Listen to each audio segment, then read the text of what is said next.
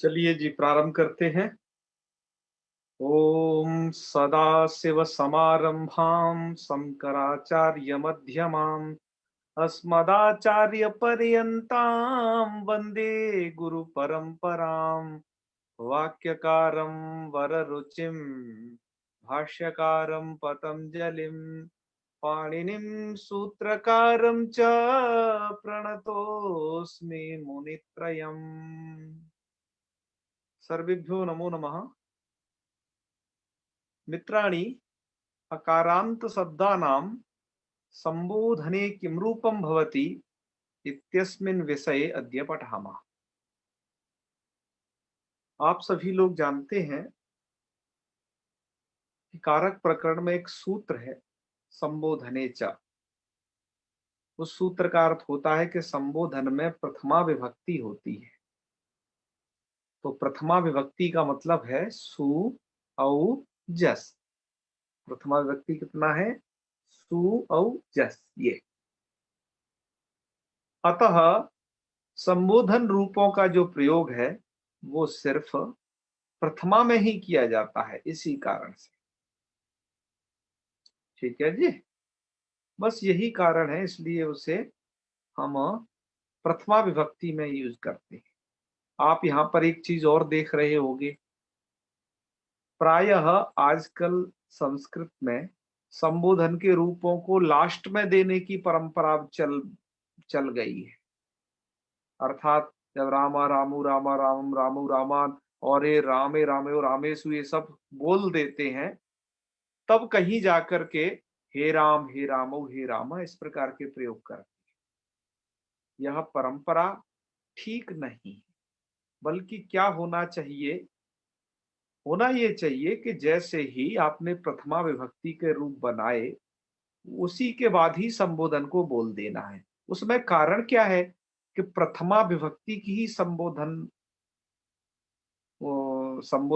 प्रयोग होते हैं। अर्थात संबोधन में भी प्रथमा विभक्ति ही होती है।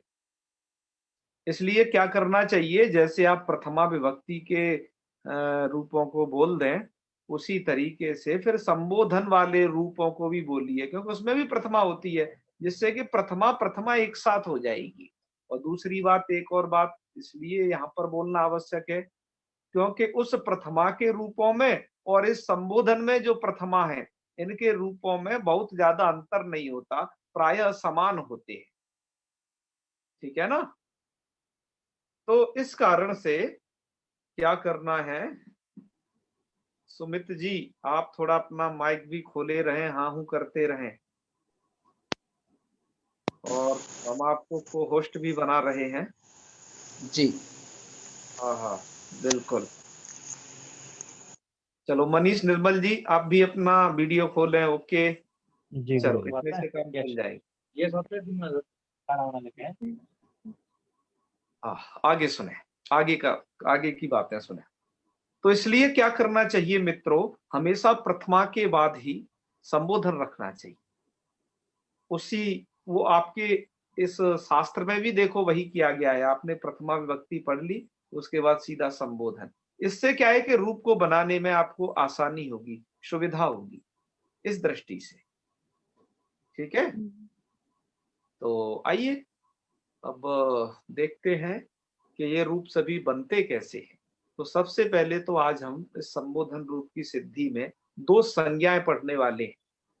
एक तो हम पढ़ेंगे संबुद्धि संज्ञा। ये पहला जो सूत्र है संबुद्धि संज्ञा विधायक सूत्र है। और दूसरा जो ये सूत्र है यस्मात् प्रत्यय विधिस्तदादि प्रत्ययंगम, ये सूत्र आपका अंग संज्ञा विधायक सूत्र है।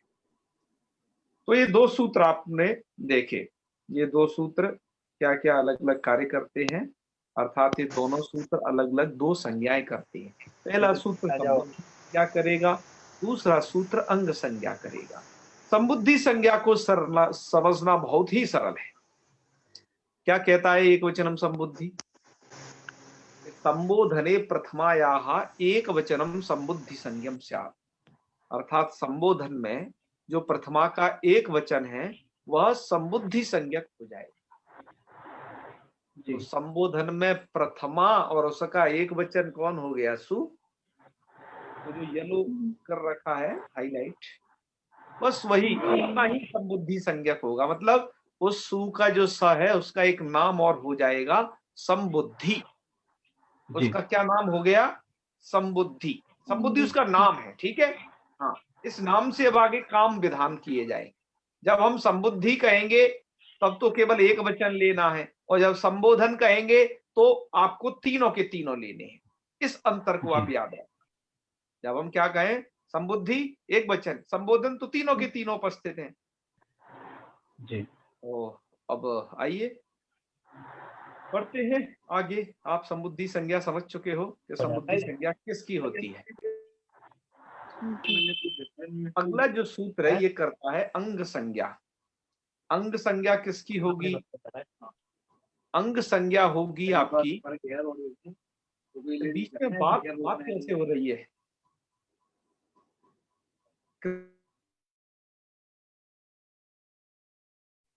म्यूट कर दिया आचार्य।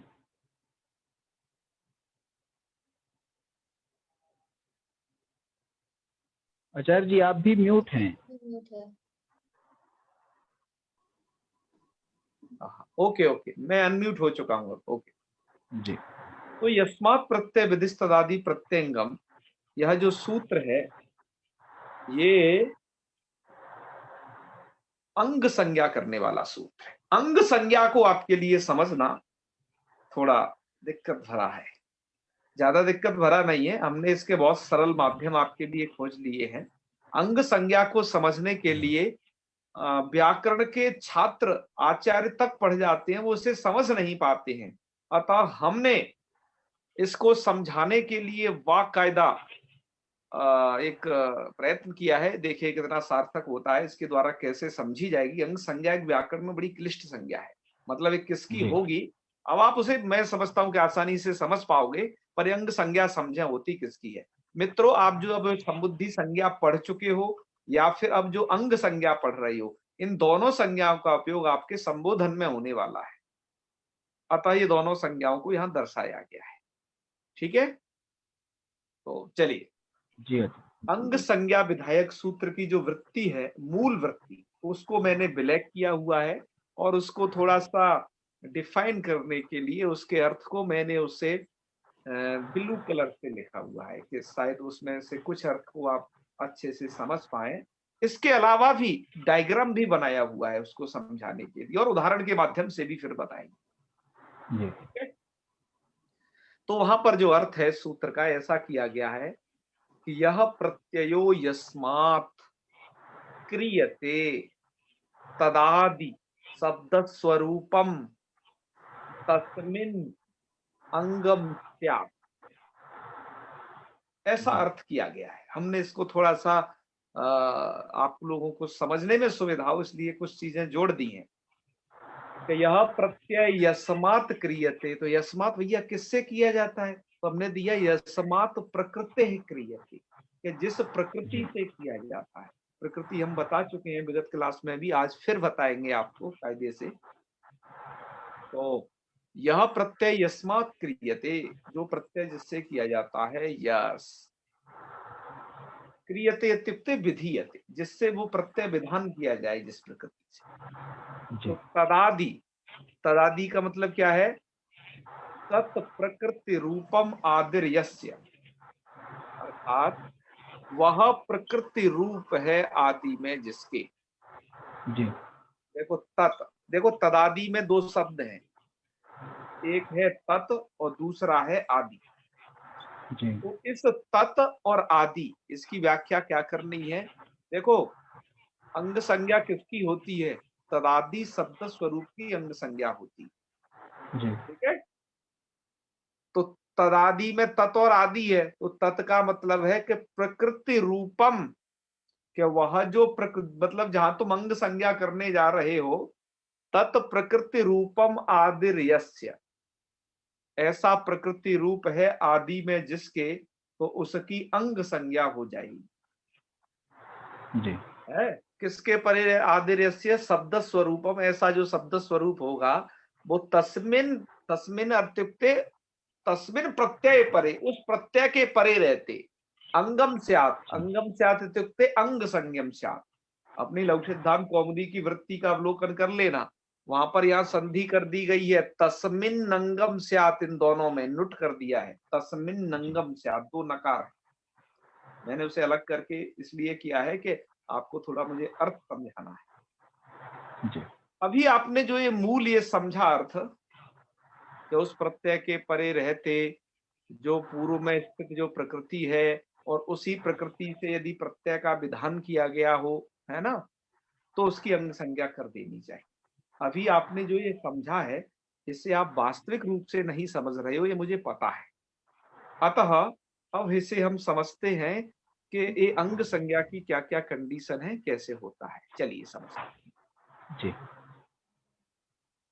तो अब आपको क्या करना है, कैसे संग संज्ञा को समझना है, ये देखिए। तो दो स्थिति हैं। आप एक तो पहले ये समझ लें कि ये तो भू आपकी ये धातु है जिसको हम प्रकृति कहते हैं, और ये मी एक प्रत्यय है। आप तिक तक ची सिक तस थ, जब आप आगे अधिगण में पढ़ोगे तिंग प्रत्ययों को, अभी आप वर्तमान में सुप प्रत्ययों को पढ़ रहे हो, जो कि जी प्रातिपदिक से विधान किए जा रहे हैं। आगे आप जी तिंग प्रत्यय पढ़ोगे जो कि धातु से विधान किए जाएंगे। जी तो मैंने एक ऐसा उदाहरण मुझे वहां का लेना पड़ा कि जहां अंग संज्ञा पूरे रूप से घट जाए, ऐसा जी एक उदाहरण लेना पड़ा। तो आइए इसे समझते हैं कि यहाँ पर अंग संज्ञा कैसे लगती है। तो आप समझ रहे हो भू धातु से मी प्रत्यय हुआ है ये, ठीक है। जी तो देखिए, भू प्रकृति है, इससे जी मी प्रत्यय आया। ये दो अलग अलग डायग्राम है, एकदम समझ लेना। ये वाला जी डायग्राम अलग है, और ये वाला जो डायग्राम है ये इतना ये अलग है, जी ठीक है। ये दोनों अलग अलग डायग्राम है, क्योंकि दो अलग जी अलग कंडीशन में अंग संज्ञा होती जी है, इसलिए, ठीक है।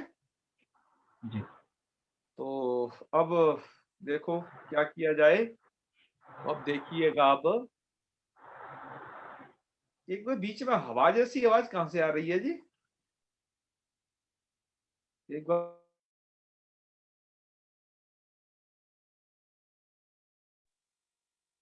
देखो, ठीक है। चलो, हाँ, तो मैं ये आपको बता रहा हूं कि दो कंडीशन में ये अंग संज्ञा है, ठीक है। दो कंडीशन में ये अंग संज्ञा है।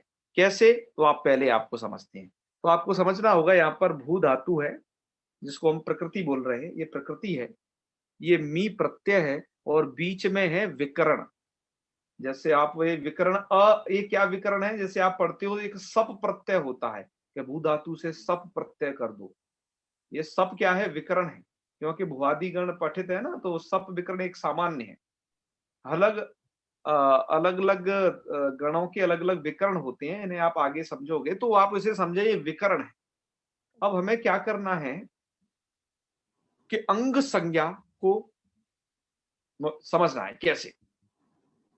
तो अंग संज्ञा के लिए क्या जरूरी है कि यह प्रत्ययो यस्मात् क्रियते, जो प्रत्यय जिससे किया जाए।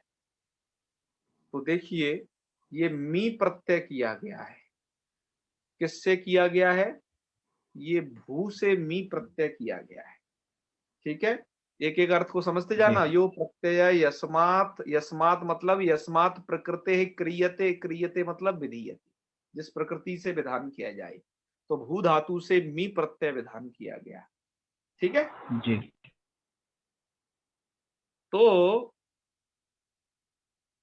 तदादि इत्युक्ते तत् प्रकृति रूपम आदिर यस्य, वह जो प्रकृति रूप है आदि में जिसके, अर्थात वो जो प्रकृति है आप देख रहे हो भू, वो किसके आदि में है, वो प्रकृति, सुमित जी ध्यान देंगे, वो प्रकृति किसके आदि में है। अंग संज्ञा को समझना है, ये थोड़ा मैं बता रहा हूं कि दिमाग हटा देती है, कि समझ में जी नहीं जी आती, अंत अंत तक लोगों के समझ में नहीं आती, बहुत भ्रांतियां हैं इसके विषय में।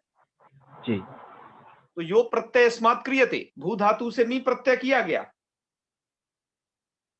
तो उस प्रत्यय के परे रहते, मतलब वो प्रत्यय पर में रहेगा, तो तदादि जो शब्द स्वरूप है, तदादि शब्द स्वरूप का मतलब है कि तत् प्रकृति रूपम आदियस्य, वो प्रकृति रूप है आदि में जिसके। तो जी प्रकृति रूप आदि में किसके है? तो प्रकृति रूप मतलब जो भू है वो किसके आदि में है? इस विकरण के आदि में है, अ के आदि में है। तो इसकी क्या हो जाएगी? इसकी हो जाएगी अंग संज्ञा। तो अंग संज्ञा कितने की हुई है? आप देख रहे होगे, एक प्रकृति और विकरण दोनों मिलाकर के अंग संज्ञा के, यही इस डायग्राम बता रहा है। प्रकृति और विकरण दोनों मिलाकर के अंग संज्ञा के। एक बार फिर से समझिए, मैं फिर बता रहा हूं आपको, मिस मत करिए इस बात को। जी जी कि यो प्रत्यय यस्मात् क्रियते, भू धातु से मी प्रत्यय किया गया, यस क्रियते तो विधीयते, भू प्रकृति से मी प्रत्यय का विधान है। तो तदादि, तदादि मतलब तत् प्रकृति रूपम आदिर्यस्य, वह प्रकृति रूप आदि में है जिसके। तो वह प्रकृति रूप आदि में किसके है? अ के आदि में है। मतलब वह प्रकृति रूप मतलब जो भू है वो किसके आदि में है? वो है मी की, सॉरी, इस अ के आदि में, अ के आदि में है। इसलिए तस्मिन, तस्मिन अर्थात उस प्रत्यय के परे रहते, तो जी मी प्रत्यय परे है इन इन दोनों से ही, तो क्या हो जाएगी? अंग संज्ञम स्यात्, अंग संज्ञा हो जाएगी। तो यहां पर अंग जी संज्ञा किसकी हुई? यहां पर प्रकृति की भी हुई, और वो प्रकृति जिसके आदि में है विकरण के, इसकी प्रत्यय भी के अंग संज्ञा हुई। इसलिए मिलाकर के ये दोनों अंग संज्ञा होंगे। दोपहर में नहीं बात आ गई समझ में? जी जी एक तो ये काम होते तो आ जाते हैं। हेलो जी, बीच में आवाज किसी की आ रही थी। हाँ हाँ हाँ जी, बीच में आवाज नहीं करें, पहले पूरी बात को सुन लें। चलो आगे तो अंग संज्ञा समझ गए, अंग संज्ञा किसकी होगी? यस, यहां पर अंग संज्ञा होगी ऐसे। अच्छा, ये तो विकरण सहित की अंग संज्ञा करके आपको बताई। और मैंने, अच्छा, यदि जब विकरण, तो मतलब इसमें अंग संज्ञा कौन हुआ? अंग संज्ञा हुआ भू अ, यह समुदाय अंग संज्ञक हुआ, मी प्रत्यय के परे रहे। और अब इस कंडीशन में चलो अंग संज्ञा करते हैं जहां पर अभी विकरण हम किए नहीं है, जहां पर विकरण अभी हुआ नहीं है। तो भू प्लस मी, ये मी प्रत्यय है और प्रकृति है आपकी भू। तो यो प्रत्यय यस्मात् क्रियते, अर्थ वही लगाना है। तो यस्मात् मतलब यस्मात् प्रकृति क्रियते, तो भू धातु से मी प्रत्यय किया गया है, यस। तो तदादि शब्द स्वरूपम यस्मिन, तदादि शब्द स्वरूप की अंग संज्ञा होती है तस्मिन इत्युक्ते उस प्रत्यय के परे रहते। तो यहां पर तदादि शब्द स्वरूप नहीं है, तदादि इत्युक्ते प्रकृति रूपम आदिर्यस्य, अर्थात ये जो है भू है, इसकी अंग संज्ञा मी प्रत्यय के परे रहते तो होगी, लेकिन ये जो है यहां पर भू है वो किसी के आदि में नहीं है। अर्थात जी जी जैसे यहां पर सबका ये वाला अ इसे बीच में पड़ जा रहा था, तो इसलिए यहां पर भू आदि हो जा रहा था। ऐसे ही यहां पर बीच में ये प्रत्यय हम, ये विकर्ण भी हमने किया नहीं, अतः ये भू आदि में नहीं है। अर्थात यह जो आपका भू, यह प्रकृति है, ये आदि में नहीं है ना, मतलब प्रत्यय तो परे है जी उससे, लेकिन बीच में कोई विकर्ण वगैरह ना होने के कारण वो आदि में नहीं है। इसलिए क्या होगा, मतलब उसके किसी विकर्ण के आदि में नहीं है, ठीक है। तो इसलिए क्या होगा, इसलिए अब तो यहां अंग संज्ञा नहीं होनी चाहिए। तो कह रहे नहीं, कोई बात नहीं, हम व्यपदेशीवत भाव से अंग संज्ञा कर लेंगे ऐसे स्थलों में। व्यपदेशीवत भाव से अंग संज्ञा कर लेंगे का मतलब ये है कि जहां पर बीच में कोई विकर्ण वगैरह न रहे, तो ऐसी कंडीशन में यदि अंग संज्ञा यदि हमें करनी है, तो हम अकेली अकेली प्रकृति मात्र की भी अंग संज्ञा कर लेंगे। जी भले ही कोई बीच में विकर्ण नहीं है, क्योंकि तदादि का मतलब क्या होता है कि वह प्रकृति रूप आदि में होना चाहिए किसी के। अब आदि में वहां मिलेगा नहीं, क्योंकि विकर्ण हुआ नहीं है। तो ऐसी कंडीशन में क्या होता है मित्रों कि आप देखते होंगे भू भी अंग संज्ञक होता है, और भू जब विकर्ण हो जाए तो भू अ यह भी अंग संज्ञक होता है। बात आई समझ में? तो अंग संज्ञा की कंडीशन क्या है? जी अंग संज्ञा विधायक जो सूत्र के, इस सूत्र के द्वारा जो अंग संज्ञा सही तरीके से वहां हो पाती है जहां पर विकर्ण बीच में हो, वहां पर बड़े आराम से अंग संज्ञा हो जाती है।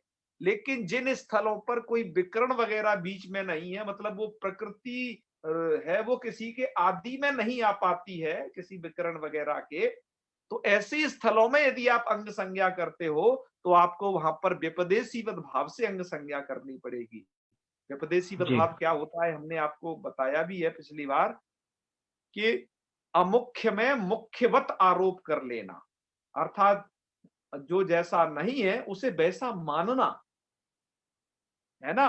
तदादि तदादि की जो तदादि शब्द स्वरूप की अंग संज्ञा तो इस उदाहरण में घटित होती है सही रूप से, तो यहां तो अंग संज्ञा हो जाएगी, लेकिन तदादि की स्थिति यहां नहीं बन पाती है, क्योंकि यहां विकर्ण कोई बीच में हुआ नहीं है। तो वह प्रकृति रूप भू नाम का जो प्रकृति रूप है वो किसी के आदि में नहीं हो पा रहा, तो यहां जी पर वास्तविकता नहीं है, अर्थात प्रकृति रूप आदि में नहीं है ना। तो इसलिए हमें क्या करना पड़ा? विपदेशीवत भाव करना पड़ा। विपदेशीवत भाव का मतलब होता है कि अमुख्य में मुख्य का आरोप कर देना, जो जैसा नहीं है उसे मान करके वैसा व्यवहार कर देना। तो आपने दो कंडीशन में अंग संज्ञा समझी, ध्यान दीजिए। अंग संज्ञा की दो कंडीशन है, क्या? कि सबसे पहली कंडीशन जहां सही रूप से अंग संज्ञा हो जाए, ये कंडीशन है जहां विकर्ण बीच में रहता है, यहां कोई विपदेशी भाव करने की आपको जरूरत नहीं है।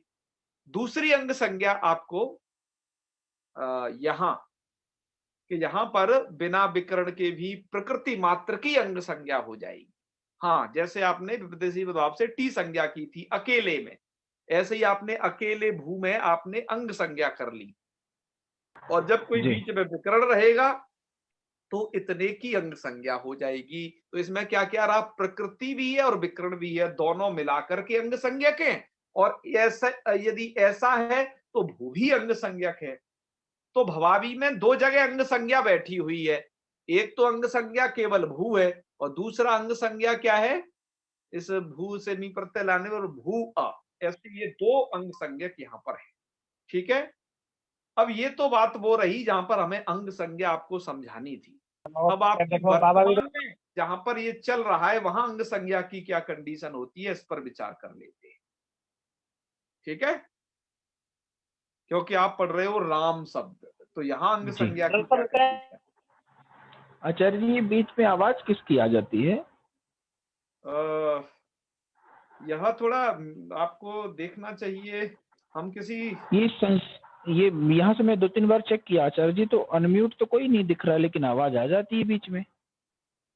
अच्छा अच्छा, तो नहीं, आप देख लिया करें ये ये देख चीज। सुमित, जी जी सुमित मैं जी पार्टिसिपेंट ये देख, अवनीत सिंधु है कोई, वो अभी अनम्यूट थी। अ, सिद्धू हाँ पार्टिसिपेंट में है तो। जाकर देखो तो पता लगेगा। पंतोला जी, मैं पार्टिसिपेंट आपको नहीं दिख को रहा होस्ट हूँ। बना दिया हूँ। जी जी प्रणाम भाई साहब, मैं थोड़ा लेट हो गया हूँ, विपिन झा जी का फोन आ गया था। हाँ, इसीलिए आज हमें कोई मिला नहीं को होस्ट के लिए, इसलिए थोड़ा दिक्कत आ रही थी। बना दीजिए, मैं भी जुड़ नहीं पाया, फिर तुरंत कॉल आ गया घर से बीच में, उनको बोला कि रखो भैया क्लास है। चलो चलो कोई बात नहीं, थोड़ा। इसलिए हाँ लेट हाँ, जुड़ रहा हूँ। जी जी बिल्कुल बिल्कुल। हाँ, हमारा सबसे यही निवेदन है कि यदि आपको यहाँ प्रश्न होते हैं तो हम बाद में अवसर देते हैं, आप पूछ सकते हैं। अपना माइक हमेशा खुला न रखें। हाँ, वीडियो आप खोल के रख सकते हो, उसके लिए कोई दिक्कत नहीं है। पर आप जब माइक खुला करते हैं तो यहाँ पर आपकी जो आवाज है वो इस वीडियो में दुर्व्यवस्था थोड़ा बनाती है, क्योंकि आगे भविष्य में आप अथवा आप जैसे और लोग भी सुनेंगे तो उन्हें ये बीच में खसर पसर अच्छी नहीं लगेगी। ठीक है, तो इसका थोड़ा आप लोग ध्यान दें। चलिए आगे चलते हैं। जी। हाँ, बिल्कुल, अंग संज्ञा हमने आपको समझाई, कहां पर वास्तविक रूप से होगी, जब विकर्ण बीच में होगा तो वास्तविक रूप से होगी, और कहां पर हमें विपदेशीवत भाव से करनी पड़ेगी, तो वो जब करनी पड़ेगी जब केवल प्रकृति पूर्व में होगी और प्रत्यय केवल बाद में होगा, बीच में जब कोई नहीं होगा, मतलब वो प्रकृति रूप जब किसी के आदि में न हो पाए, अर्थात इत्युक्ते बीच में कोई न हो पाए विकर्ण वगैरह, जी तब हमें अवास्तविक रूप से अंग संज्ञा करनी पड़ेगी। कहने का मतलब है विपदेशीवत भाव से अंग संज्ञा करनी पड़ेगी। जैसे जी होता है ना, लोक में भी विपदेशीवत भाव देखा जाता है, किसी के लिए कई बेटा है तो वही छोटा भी होता है और वही बड़ा भी होता है और वही बीच का भी होता है, ठीक है। और आजकल हिंदू लोग तो इसी कंडीशन में पहुंचते जा रहे हैं। यह बड़ी शोचनीय स्थिति जी है, जी ऐसा आचार्य जी, नहीं बड़ा होना चाहिए। चिंतनीय विषय है। हाँ हाँ हाँ।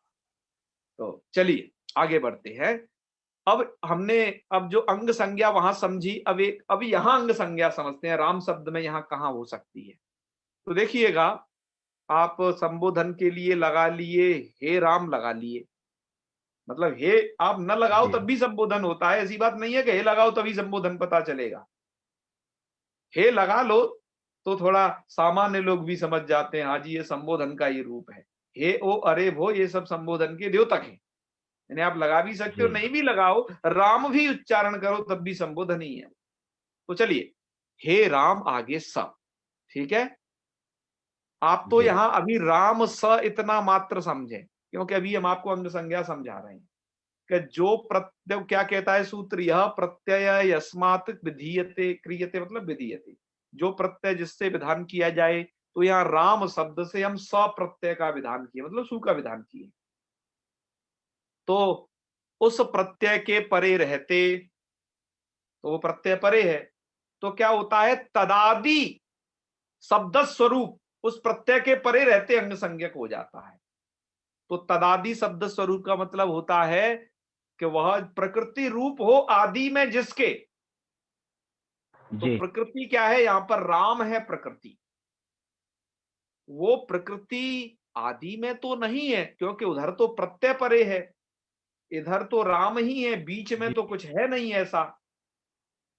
तो इसलिए क्या करेंगे, यहां पर विपदेशीवत भाव से हमें केवल राम की अंग संज्ञा करनी पड़ेगी। तस्मिन प्रत्यय परे इत्युक्ते सु, उस सकार के सकार प्रत्यय के परे रहते अंग संज्ञा करनी होगी, ठीक है। जी तो ये अब हमने ये समझ लिया कि यहाँ पर जो अंग संज्ञा हुई है वो राम की अंग संज्ञा हुई है, और संबोधन में प्रथमा के एक वचन की जो संबुद्धि संज्ञा होती है, संबुद्धि संज्ञा इस प्रत्यय की होगी, प्रथमा के एक वचन की, मतलब उस सु के स की। तो अभी आपने क्या जी समझा कि स की क्या क्या संज्ञा हो गई, स की संबुद्धि संज्ञा भी है, और प्रत्यय संज्ञा तो आप पहले जानते ही हो, इसकी विभक्ति संज्ञा भी पहले ही जानते हो। आपने एक संज्ञा और पढ़ ली कि यदि संबोधन में प्रथमा का एक वचन है तो वो संबुद्धि संज्ञक हो जाता है, और उस जी प्रत्यय से पूर्व में जो प्रकृति है उस प्रकृति की अंग संज्ञा समझ ली।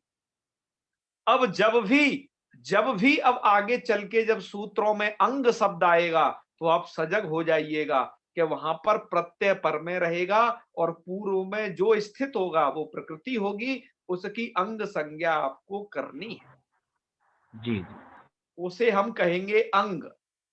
तो आपका राम शब्द है, राम शब्द कैसा है आपका, देखो अदंत अंग, मतलब ये इसके अंत में ह्रस्व आकार है और ये अंग संज्ञक भी है। अब हम इसको क्या कह पाएंगे, अदंत अंग भी अदंत अंग कह पाएंगे। अच्छा, और हम इसको ह्रस्वांत अंग भी कह सकते हैं कि ह्रस्व अ है अंत में जिसके, ऐसा अंग। अंग समझ गए ना अब किसको कहेंगे। अब ये संज्ञा आप समझ लीजिएगा अच्छे तरीके से। तो आपने समझ लिया कि अंग संज्ञा राम की है यहाँ पर, और ये आपका सु का स क्या है, प्रत्यय है, और इसकी कौन सी संज्ञा है, संबुद्धि संज्ञा। ये दोनों संज्ञा समझने के बाद अब आप इस सूत्र को पढ़िए, एक ह्रस्वात संबुद्धि। ये सूत्र काम करने वाला सूत्र है, ये संज्ञा नहीं करता, संज्ञा दो सूत्रों ने कर दी है, ये कुछ काम करता है। इसका कार्य आपको समझना होगा, क्या क्या कार्य करता है ये सूत्र कहता है एंग ह्रस्वात संबुद्धे कि एंगंता ध्रस्वांता चांगा धल लुप्यते संबुद्धे चेत, यह अर्थ है सूत्र, ठीक है। यहाँ नवीनों ने अर्थात नव्य वैयाकरणों ने बहुत अच्छा अर्थ किया है, काशिका वगैरह में ऐसा अर्थ उपलब्ध नहीं होता, ये भट्टो जी दीक्षित जी की देन है। तो अभी आप देखो संधि पढ़ चुके हो, संधियों का उपयोग समझिए इसमें। एंगंता ध्रस्वांगात, वो ध्रस्वांतात और चांगात, यहाँ क्या क्या संधि है? तो एंगंतात यहाँ पर पहले हो गई जस्त्व, और ध्रस्वांतात यहाँ पर कौन संधि है? एंगंतात ध्रस्वांतात। ये ध कैसे बन गया, क्या चीज थी ये? कौन बताएंगे? आप लोग बताएं यदि सक्षम है तो। ठीक है, क्या संधि है यहाँ पर? एंगंतात ध्रस्वांतात, तो ये ध कैसे बन गया? बताइए श्याम सुंदर जी।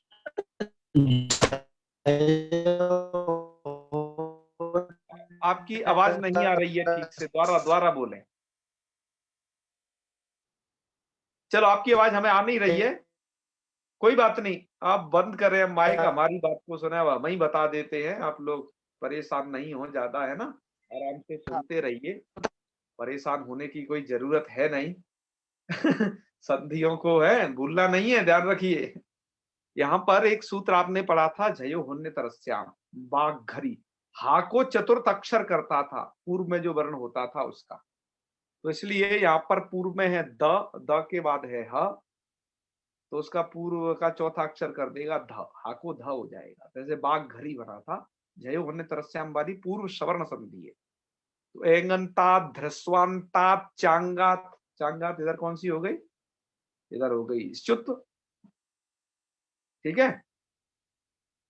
और चांगा धल लुप्यते, वहां पर भी हल लुप्यते है, हा को फिर धा हो गया, वही पूर्व सवर्ण वाली संधि, पूर्व सवर्ण और तोरली, है ना। हाँ बिल्कुल, बहुत अच्छे जयदीप। तो हल लुप्यते मतलब धल लुप्यते संबुद्धिश्चेत, वो संबुद्धि का होना चाहिए। देखो सूत्र का क्या अर्थ है कि एंगंता, देखो दो, ये सूत्र क्या करता है, सबसे पहले इसका काम देखो। संबुद्धि का अवयव जो हल, उसका ये लोप करता है, मतलब वो संबुद्धि का होना चाहिए। संबुद्धि का हल उसका लोप होता है, पर कब? तो इसकी दो कंडीशन है। एंगंतात, एंगंत होना चाहिए, एंगंत, या तो मतलब वो एंगंत अंग होना चाहिए, पहली बात, अर्थात ए और ओ अंत में हो ऐसा अंग संज्ञक हो, या फिर वो ह्रस्वांत अंग होना चाहिए, दूसरी कंडीशन। या वो क्या होना चाहिए? ह्रस्वांत अंग जी। अब यहां पर जो है ये दूसरी वाली कंडीशन घट रही है। यहाँ पर राम जो शब्द है वो ह्रस्वांत वाला भी, ह्रस्वांत भी है और अंग भी है, अर्थात राम में मां क्या है? ह्रस्व है, और वो अंग संज्ञक भी है, अंग समझ गए ना।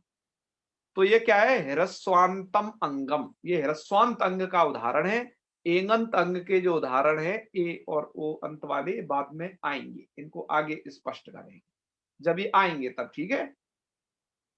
हाँ, तो क्या हो जाता है यहाँ पर? ह्रस्वांत अंग है आपका कौन? राम, या फिर आप कह लें हे राम, ठीक है। तो उससे परे क्या हो गया? संबुद्धि के, है ना, क्या है? संबुद्धे है हल लोपा, संबुद्धि के हल का लोप हो गया, तो ये संबुद्धि संज्ञक है, ये हल, इसका क्या कर दिया? लोप। वृत्ति में क्या लिखा है? हल लुप्यते, हल का लोप हो, लेकिन वो हल संबुद्धि का होना चाहिए। तो ठीक है, ये संबुद्धि का ही हल है, स क्या है? हल है, तो इसका क्या हो गया? लोप हो गया। तो जब स का लोप हो गया तो स्थिति क्या बच गई? हे राम, ठीक है। हे के आगे कैसा वो डंडा लग गया, वो थोड़ा गलत है, उसे हटा देना, वो राम के आगे ठीक है ना, उसे डिलीट कर लेना। तो देखो यहाँ पर ये है हे राम, ऐसा रूप बनेगा। हे, तो हे राम आप समझ गए ना। अभी आगे डंडा सा क्या लगा दिया है, आप ये सोचेंगे ये आगे ऐसा चिन्ह। आजकल जो संबोधन वाले हैं उनमें ऐसा लगा रहता है चिन्ह, उससे जल्दी पकड़ में आ जाता है कि हाँ जी ये संबोधन ही है, कंफर्म हो जाता है।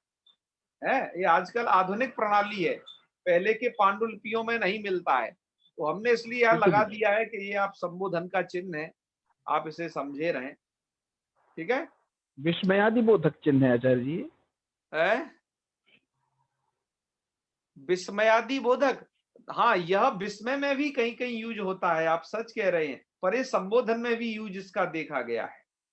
आपने जी। विस्मय आदि कह दिया ना, तो आदि से बहुत सारी चीज आ गई। जी हाँ हाँ, तो हमने ये और भी देखा है, वहां पर भी इस चिन्ह का उपयोग है तथा संबोधन में भी ये है। तो आप क्या समझे कि अब जो विसर्गों का, तो यहाँ पर तो कोई हे राम रहेगा, मतलब विसर्ग कहीं नहीं रहेगा, देख रहे हो ना आप, जो क्योंकि जो सु का स था वो उसका लोप हो गया। अब लोप ही होगा तो बात खत्म, क्योंकि उसी को तो विसर्ग सब बनते थे, तो उसका कर दिया आपने लोप। तो एक रूप बन गया पहला इस प्रथमा की सुविभक्ति में, हे राम।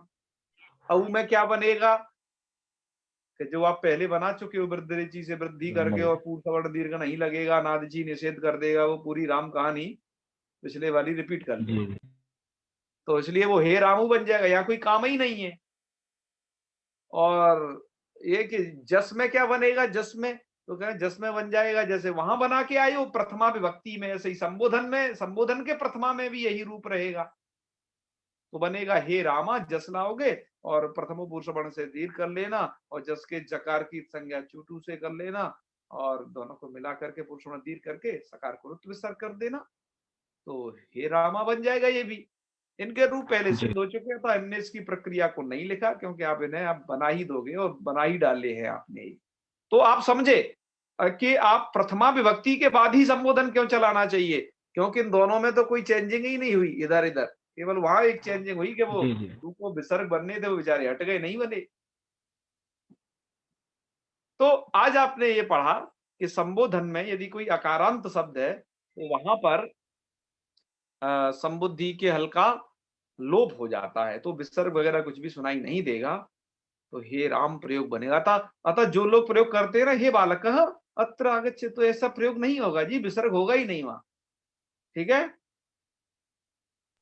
तो हे बालक हो। आप, हाँ हाँ, हे बालक यह प्रयोग होगा बिना विसर्ग वाला। ठीक है, जी तो एक बहुत ही प्रसिद्ध वो है पद्य जिसमें ये संबोधन वाले रूप जो दिए गए हैं, क्या क्या, श्री कृष्ण गोविंद हरे मुरारे, हे नाथ नारायण वासुदेवा। अब लोग क्या समझते हैं कि ये हिंदी का है, और इसमें टोटल संस्कृत है, क्योंकि जी विसर्ग का जी हो गया है लोप। जैसे श्री कृष्ण विसर्ग नहीं है, संबोधन है कि हे श्री कृष्ण। ये लगाना जरूरी नहीं है, मैंने कहा ना काव्यों में ये वगैरह आपको मिलेगा नहीं ज्यादा। जी गोविंद, गोविंद शब्द के संबोधन का रूप गोविंद। हरि शब्द का क्या बनेगा, हरे। इकारांत है ना, इकारांतों का संबोधन अलग बनता है, तो वो हरे। और मुरारे, क्योंकि मुरारी भी इकारांत है, तो वो भी मुरारे ऐसा बनेगा, है ना। तो और कुछ लोग क्या कह देते हैं यहाँ पर, श्री कृष्ण गोविंद हरे मुरारी, उन्हें पता नहीं है कि मुरारी नहीं बोलना है, ये सभी संबोधन है। तो ऐसे अनभिज्ञों से सावधान रहिएगा, उन्हें आग्रह निवेदन पूर्वक बताइएगा, देखो कुछ भी नहीं बोल देना है, ये भगवान को संबोधन किया जा रहा है, तो आपकी वो सुने हैं। तो इसलिए संबोधनांत पदों को ठीक से बोलिए। तो श्री कृष्ण गोविंद हरे मुरारे, हे नाथ, ये भी संबोधन है। नारायण, ये भी संबोधन है। वासुदेव, ये भी संबोधन है। तो कितने सारे संबोधन है देखो इसमें। आप इसको प्राय कीर्तन भजन में यूज करते हो सभी भागवताचार्य लोग, तो अब इसको देखें संबोधनांत रूप कितने सारे हैं इसमें। तो आज आपने संबोधन विभक्ति को पढ़ा, जिसमें आपने जो प्रत्यय है अर्थात जो विभक्ति है उसकी संबुद्धि संज्ञा पढ़ी, संबोधन में ही केवल होगी है ना उसकी संबुद्धि संज्ञा। और जी क्या पढ़ा, और आपने पढ़ा अंग संज्ञा किसकी होती है, तो प्रत्यय के परे रहते पूर्व में स्थित जो प्रकृति है उसकी अंग प्रकृति संज्ञा हो जाती है विपदेशीवत जी भाव से। और यदि विकर्ण सही बीच में आ गया तो तदादि शब्द स्वरूप की अंग संज्ञा हो जाती है, सूत्र से सीधा का सीधा। ये आज आपने समझा। आपको कोई प्रश्न हो तो वो स्वागत योग्य है। जी वैष्णवी जी का प्रश्न। सर प्रणाम। जी हर हर महादेव। सर मेरा एक ये है कि संबोधन और प्रथमा दोनों का एक समान रूप होता है, सु और जस्ट तीन दोनों का। तो जैसे कि हम जब रामा का सिद्ध किए थे रूप, तो उसमें हमने डायरेक्ट कर लिया था, उसमें हमने अंग संज्ञा नहीं की, तो फिर इसमें क्यों? हाँ देखो इसमें क्यों, बहुत अच्छा प्रश्न। अंग संज्ञा तो हम प्रत्यय के परे रहते पूर्व की कर सकते हैं, हर एक जगह कर सकते हैं, क्योंकि प्रत्यय पर में मिलेगा, पूर्व प्रकृति की अंग संज्ञा हो जाएगी। लेकिन वहां पर कोई ऐसा काम नहीं था अंग संज्ञा को निमित्त मान करके होने वाला काम। अब यहाँ क्या काम आ पड़ा, यहाँ पर एक सूत्र आ गया, एंग ह्रस्वात संबुद्धे। वो सूत्र में क्या है, एंगंताद ह्रस्वांगात चांगात, अंगात शब्द है उसमें, अर्थात एंगंत अंग हो या वो ह्रस्वांत अंग हो, तो सूत्र ने अंग शब्द बोल दिया। अंग शब्द बोल देने के कारण अब अंग संज्ञा आपको करनी पड़ेगी। क्यों? अंग संज्ञा निमित्तक कार्य अब आपको करने पड़ेंगे, क्योंकि जो संज्ञा है वो फलवती होती है। अतः आपने यहां संज्ञा की, वहां संज्ञा नहीं की, क्योंकि वहां कोई कार्य नहीं है ऐसा। जी। संबोधन विभक्ति में इसका कार्य है कि उसकी आप अंग संज्ञा करें, अंग संज्ञा करने के बाद जो अंग ह्रस्वांत अंग मिल जाएगा। अब ह्रस्वांत अंग के बाद जो संबुद्धि का सा है सुविभक्ति वो लोप हो जाएगी। ठीक है जी। हाँ, इसलिए बहुत अच्छा धन्यवाद। प्रश्न, बहुत अच्छे, तुम मन से पढ़ रही हो, बहुत बहुत तुम्हें आशीर्वाद, बहुत बढ़िया। संदीप जी। अच्छा जी प्रणाम। जी हर हर महादेव। कहिए संदीप जी। जी ये कह रहा हूँ, जैसे ये अंग संज्ञा करते हैं हम, तो हाँ, ये प्रकृति आदि ऐसे मतलब जो वो है प्रकृति प्रत्यय, तो वो आदि में होना चाहिए विकरण हो कोई, तो ये जी, जी। विकरण कैसे लाते हैं, ये विकरण आया कैसे मतलब? अच्छा आया कैसे, भुआदिगण में हम बता देंगे कि कैसे कूद पड़ता है बीच में। अच्छा, हाँ, ये जब पूछ रहा वहां था कि सिद्धि कैसे होगी लाते तो हैं। वहां बताएंगे। हाँ हाँ, अभी तो हम अंग संज्ञा समझा रहे थे मात्र ना, हमें ये अच्छा, बात बतानी पड़ी। क्यों बतानी पड़ी कि बहुत सारे लोग अंग संज्ञा समझ नहीं पाते हैं, उनकी जिंदगी गुजर जाती है। सही बात है जी जी। और हम नहीं चाहते कि हमारे रहते हुए किसी को कोई दिक्कत आए, पढ़ाई में तो बिल्कुल नहीं आएगी आप। नहीं नहीं, आप हैं तो फिर कैसे आ जी सकते हैं। हाँ, अच्छा जी, तो एक और छोटा सा प्रश्न है हाँ हाँ कि हाँ, कल आप पढ़ा रहे थे उसमें, क्या वो सवर्ण दीर्घ कर रहे थे उसमें पूर्व में, जी तो जी। एक सूत्र पढ़ाया था वो तो गुणे करके था ऐसा, उसके बाद कोई पढ़ाया था, तो वो क्या है, आप कह रहे थे कि सवर्ण पूर्व सवर्ण दीर्घ होता है उससे, नहीं तो तो उसमें प्ररूप करता है ना। हाँ, तो उसमें जैसे प्रारंभ में आ है, जैसे ह्रस्व आ है, हाँ और हाँ आप कह रहे थे उसके बाद यदि कोई भी ई आ जाए या कोई भी अच आ जाए, हाँ, वो तो उसकी तो बता रहे थे, प्रथमो पुरुष वर्णा की बता रहे हाँ थे। वही तो, उससे आप कह रहे थे सवर्ण दीर्घ हो जाता है, तो उससे गुण भी तो हो सकता है ना, आ और ई मिलकर दोनों मिल जाएंगे यदि तो। हाँ तो ये उनके अपवाद है ना, गुण का भी अपवाद है। अच्छा हाँ ये गुण भी नहीं होने देगा। अच्छा, आपका उसका प्रथमो बाद। प्रथमो पुरुष वर्णा दीर्घ है भी, आप आगे इसके और भी उदाहरण पढ़ोगे, अभी तो आप एक ही पढ़े हो राम में, जी जी, इकारांतों में चलिए आगे भी, तो ये उसका अपवाद है ये। अच्छा अच्छा जी, ठीक है हाँ, इसलिए ठीक गुण है नहीं होता। ठीक है, अपवाद है वो उसका, ठीक है। यस यस यस ठीक है, यस। धन्यवाद आचार्य। ओके ओके हाँ हाँ। जयदीप जी। जयदीप जी। हाँ प्रणाम महोदय। जी हर हर महादेव। हाँ प्रश्नः आसीत् यत् एकवचनं सम्बुद्धिः यदि प्रथमायाः एकवचनं सम्बुद्धिः तर्हि द्विवचन बहुवचनयोः सम्बुद्धिसंज्ञा न भविष्यति न। हाँ नास्ति। तर्हि सम्बोधन विभक्ति इति अष्टमी विभक्तिः गण्यते न वा? नाम अष्टौ विभक्तयः वा सप्त विभक्तयः?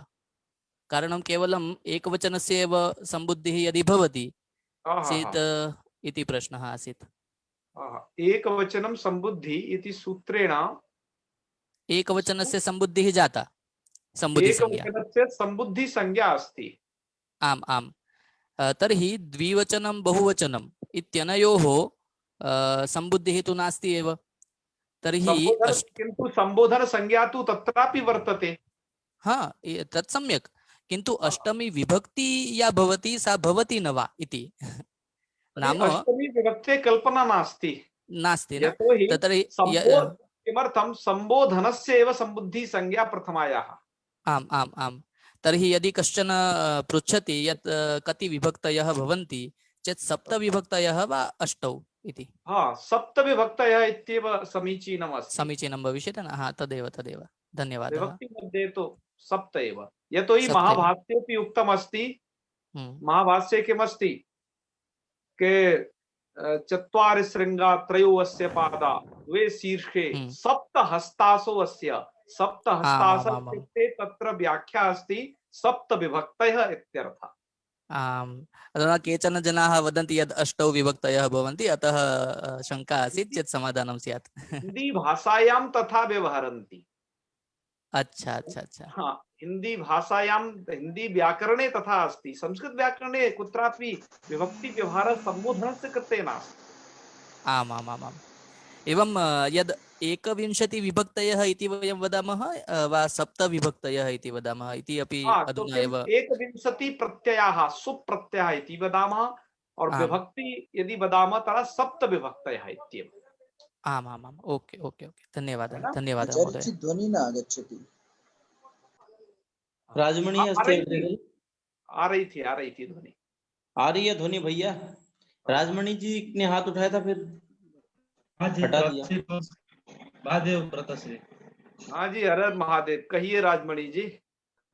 जिज्ञासा थी ये जो हमने अभी संबंध सिद्ध किया, इसमें हे राम राम कृष्ण अथवा हे कृष्ण, तो ये जो है ये किस सूत्र से आया ये नहीं समझ में आया। मतलब हे किससे आया है? आप हम आपको सुन नहीं पा रहे हैं क्या? आप लोग मुझे सुन पा रहे हैं? आम महोदय। हे राम मम ध्वनि आगच्छति? यस यस आगच्छति सुमित जी।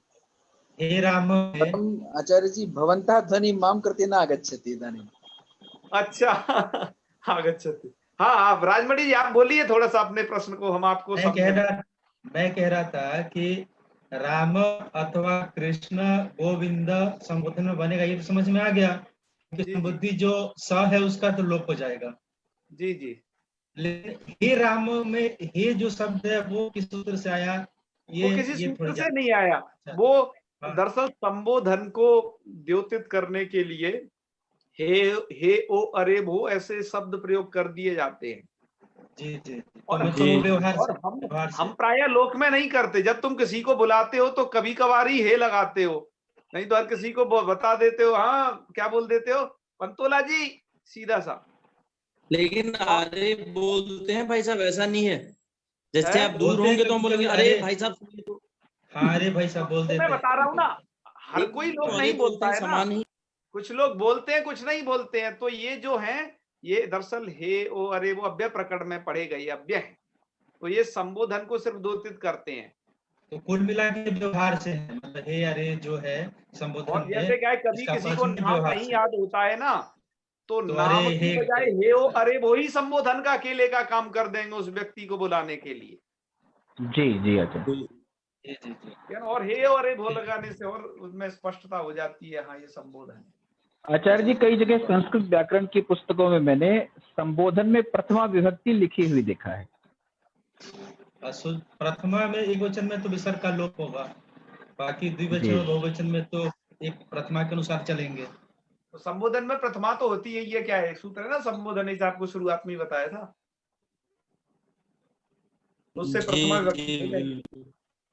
केवल एक वचन का रूप परिवर्तित होगा, बाकी अकारांतों में सिर्फ एक वचन में रूप परिवर्तित होगा। आप अकारांतों में जान रहे हैं और आगे की कहानी आगे आपको बताते रहेंगे। इकारांत उकारांत और जो आएंगे उन्हें। ठीक है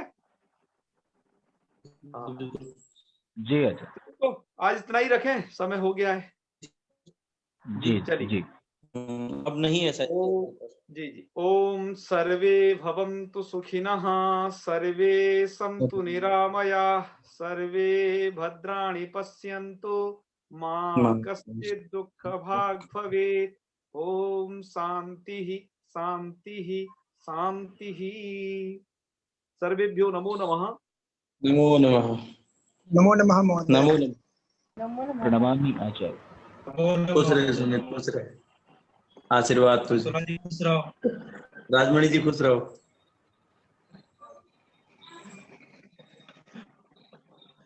पंतोली साहब आप भी खुश रहो। जी जी बिल्कुल। सर्वे भवन्तु सुखिनः सर्वे सन्तु निरामयाः। हो गया भैया, कुछ नहीं, आपस में ही बतिया रहे हैं। मीटिंग एंड आप कर सकते हैं क्या? मैंने आपको वो बनाया था होस्ट, हाँ करता हूँ। तो मीटिंग एंड कर दीजिए, नहीं तो ये रिकॉर्ड होता रहेगा। मैं आज इधर से नहीं कर पा रहा हूँ, जाने क्यों। ठीक है, मैं देखता हूँ मीटिंग सेटिंग। मीटिंग एंड आप भी कर सकते हो, सुमित जी आपको होस्ट बनाया था। मैं तो जी, लीव जी। करूँ कि मीटिंग एंड करूँ? मीटिंग एंड करना है, लीव नहीं करना आपको। हाँ लीव हो जाऊंगा मैं तो फिर। हाँ मीटिंग एंड आ रहा है, मेरे में तो नहीं आ रहा है मीटिंग एंड।